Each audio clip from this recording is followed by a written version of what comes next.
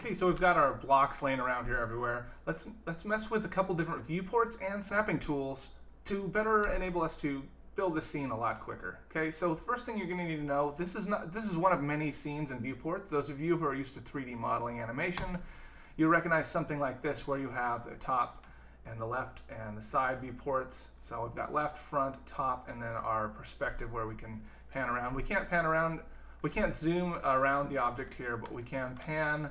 If we just hold the right mouse button and click, we can pan around these objects here, and depending on what we click, it highlights it.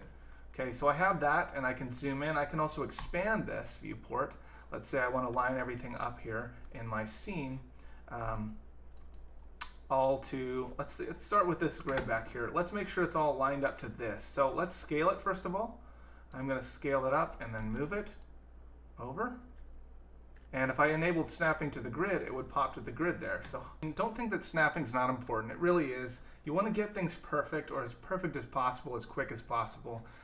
So you got to make sure, I'm going to just click on this and go to my side view here. Make sure that the snapping is enabled. Now, when I move it around, it doesn't feel like it's snapping. Keep in mind though, I just scaled this up really big, so I need to change the unit size probably to something like 50 here. Now when I move it around, it starts to jump to a position, and you can tell it's stopping there. Now, it might not be on the part of the grid that I want, but that's okay. It is snapping to a certain position. So if I leave this the same, maybe I'll go to 100 here. You see it is jumping in between this grid right here. Don't worry about that. Just make sure that it's popping to something, because we also want these other objects in our scene to pop to that same point and stop. Okay? Now they're not stopping at the exact same point. If you want to get it extra perfect, you can just turn off snapping there. Depending on how you scaled it and such, it doesn't always pop to the same place. That's okay. Let's just get through this real quick, and we'll move our stuff around, make sure that we'll turn on this snapping to grid here, and we'll get it close, and then I'll turn it off and get it perfect.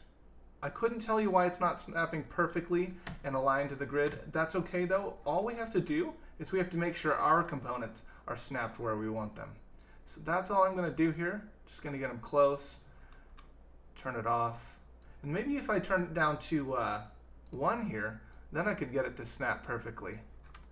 And I just zoom way in. Then I should be able to get it snapped perfectly to it. Okay? So when you scale your scene up, keep in mind you're not going to have everything as perfect as, or it won't all work just as it seems it should work. Don't worry about that though. We're just getting our game level, our test level together. In our next one, we'll be using Maya tools to make sure everything's perfect. Okay? So let's real quick make sure all our stuff is lined up. I'll go to this view out here. We see that we need to move this last one over, and I'll move that over. I can use my snap tools.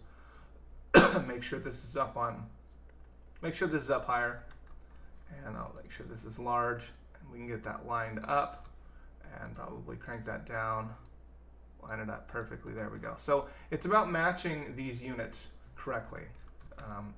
Don't freak out if that didn't make too much sense. It will start to make more sense as you build things out, but most of the time we're going to be building out our scenes and our assets in Maya from scratch, not using these. These are just if you need a quick wall or something, a sphere, you can drag that in, things like that.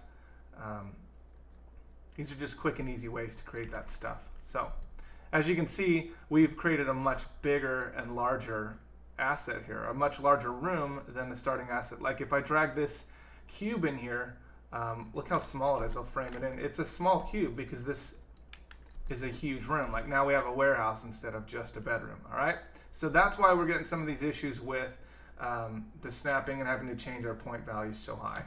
But that's okay. I want a big scene. So I'll see you in the next lesson where we're going to put a couple more assets in there, scale them up, and after that we'll start our texturing process.